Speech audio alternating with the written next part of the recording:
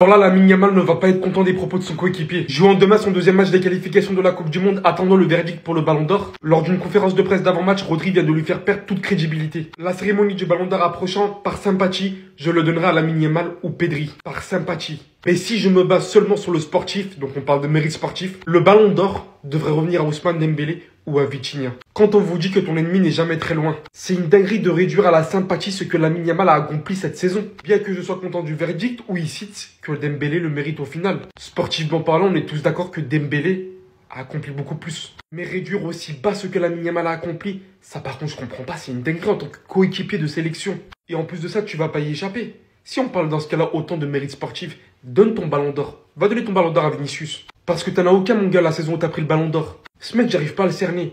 Vraiment, j'arrive pas à me baser sur lui. J'ai l'impression en fait qu'il est tellement vicieux. En tant que footballeur, franchement, j'aurais pas aimé l'avoir en tant que coéquipier, je vous dis la vérité. Peut-être que si pour ce qu'il réalise sur un terrain, mais en dehors de tout ça, non, laissez tomber. Alors là, c'est clairement le pire coéquipier que Lamine Yamal a eu dans sa carrière. Comment il a pu dire ça? Aujourd'hui, notre cher Rodri, le gagnant du Ballon d'Or de la saison dernière, était en conférence de presse. Et comme d'habitude, les journalistes lui ont posé la question phare sur le Ballon d'Or. Qui est son favori? Qui le mérite le plus? Et étant donné que Rodri, lui, se sent très légitime de répondre à cette question, étant donné qu'il en a déjà gagné l'an dernier, voici ce qu'il répond. Il dit, par sympathie, je le donnerai à Lamine Yamal ou à Pedri. Par sympathie. Et si je me base seulement sur le sportif, le Ballon d'Or devrait revenir à Ousmane Dembélé ou à Vitinha. Ça, c'est quel genre de spécimen? Là, on parle de Lamine Yamal, son coéquipier. Un gamin qui l'a aidé à remporter son vieux Ballon d'Or là. Et le pire, c'est qu'il était plus chaud que lui. Mais maintenant, étant donné qu'il a remporté ce trophée là, il se sent légitime, plus légitime que Lamine Yamal. Alors que la saison de Lamine Yamal fout droit sa saison à lui, sa saison de Ballon d'Or. Mettez-vous à la place de Lamine Yamal et entendre ce genre de truc. Par sympathie, donc c'est Lamine qui a besoin de sympathie. Et en parlant d'Ousmane Dembélé, comme vous le savez, il s'est blessé hier. Finalement, on a le verdict. Le gars, il sera absent pendant 6 semaines. Ce qui veut dire qu'il devrait rater le match face au Barça. Et pour ceux qui se demandent quel genre de blessure il a, c'est une déchirure des ischios droits. Concernant Désiré Doué, c'est 3 à 4 semaines d'absence. Et lui, contrairement à Ousmane Dembélé, c'est une déchirure du solaire du mollet. Ce qui est sûr, c'est que c'est très décevant. On était là, on attendait ce match-là avec impatience.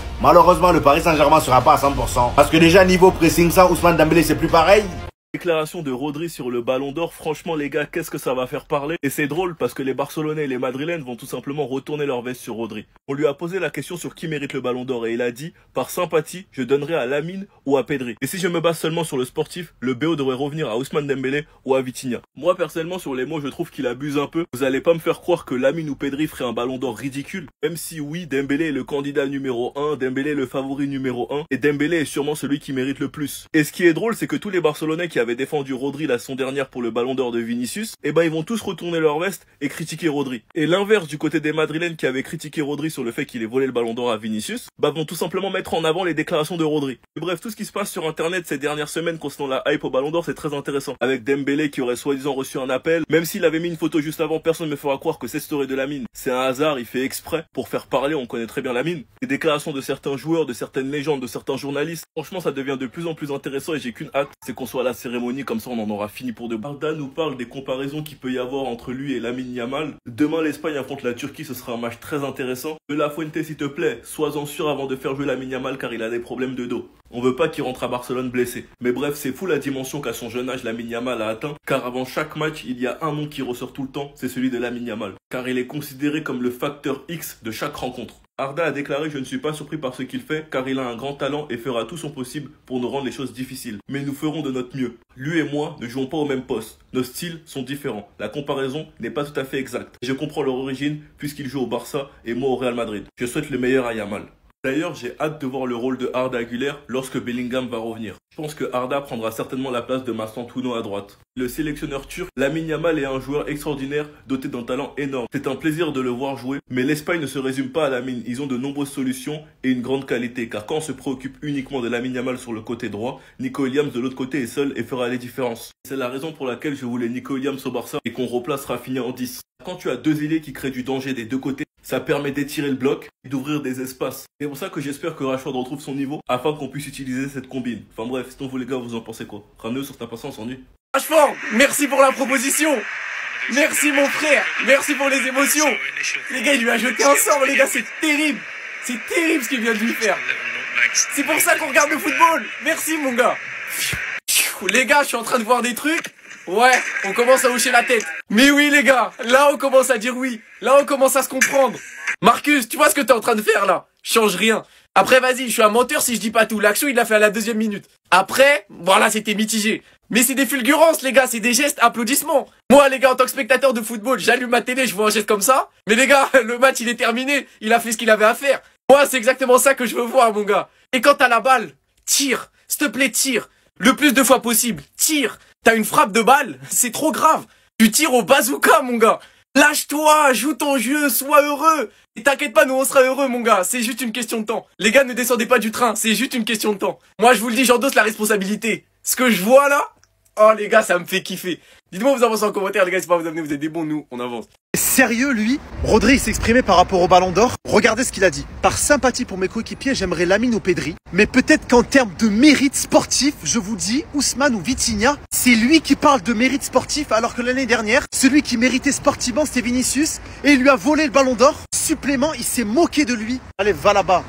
Attendez. Le mercato vient à peine de se clôturer, mais le Barça a déjà trouvé un remplaçant à Inigo Martinez pour l'été 2026. Un défenseur anglais qui vient de réaliser une saison exceptionnelle qui pourrait venir gratuitement au FC Barcelone en provenance de Crystal Palace. Après avoir pleinement rempli son rôle de capitaine en leur offrant une FA Cup ainsi qu'une qualification en Conference League, le défenseur anglais rêve grand. Malheureusement pour lui, son transfert à Liverpool est un échec et maintenant il rêve grand, il rêve FC Barcelone. C'est bien évidemment Marc Guéhi, défenseur central et capitaine de Crystal Palace qui veut rejoindre le FC Barcelone l'été 2026 en agent libre. Barcelone fait partie des principaux clubs qui suivent de près l'évolution de la situation autour de Marc Guéhi dont le contrat expire l'été prochain.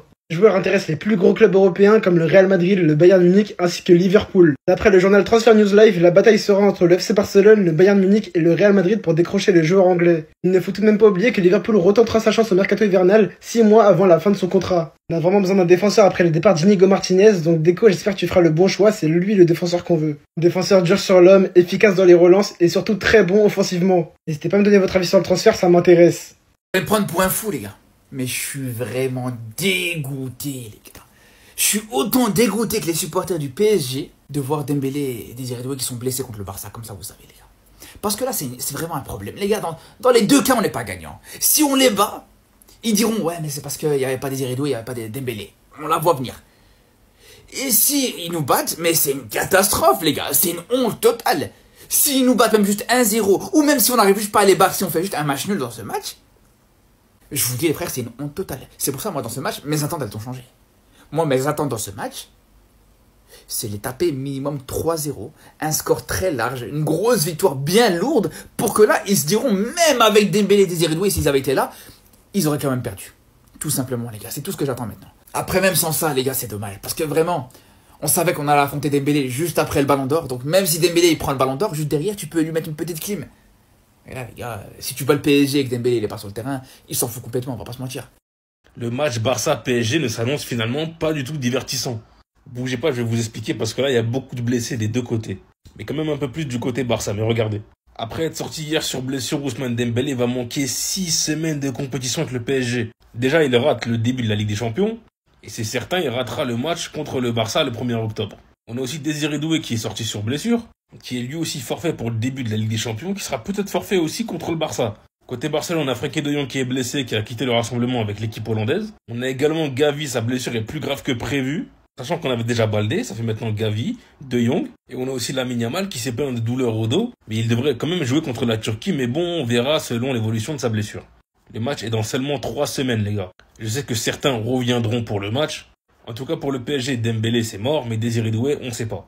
Mais honnêtement, les gars, je préfère que Désiré Doué joue plutôt que Dembélé, parce que les derniers mois de Désiré Doué, c'est pas trop ça. Hein. Et honnêtement, les gars, soyons honnêtes, ce match serait meilleur en phase à élimination directe. Les gars, je suis dégoûté. Je suis dégoûté parce que la plus belle affiche de la Ligue des Champions a déjà perdu de sa saveur. On est à 1 mois du choc, ça a déjà perdu de sa saveur. Voilà pourquoi on déteste les trêves internationales. Et voilà pourquoi Jules Koundé avait mis en garde sur le nombre de matchs.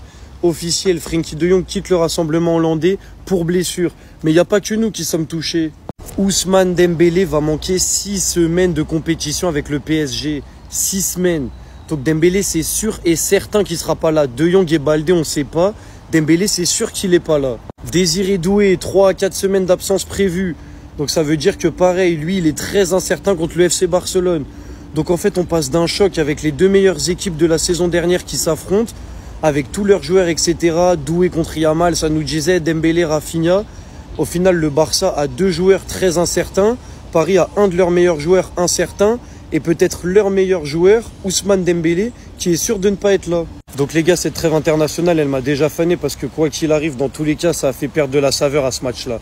On pouvait avoir le plus beau match de l'année, mais non, les deux équipes ont enchaîné les blessures pendant cette trêve et quoi qu'il arrive, ça a perdu de sa saveur parce qu'il y a forcément des supporters d'un côté ou de l'autre qui vont justifier la défaite de par ses absences. Le jeu va être moins beau, les deux équipes sont affaiblies. Donc voilà, ça reste une des plus grosses affiches de l'année avec peut-être les deux meilleures équipes de l'année dernière, même avec 2-3 absences dans leur effectif. Mais la blessure de Doué, Dembélé, Baldé et De Jong, ça ternit l'image de ce face-à-face.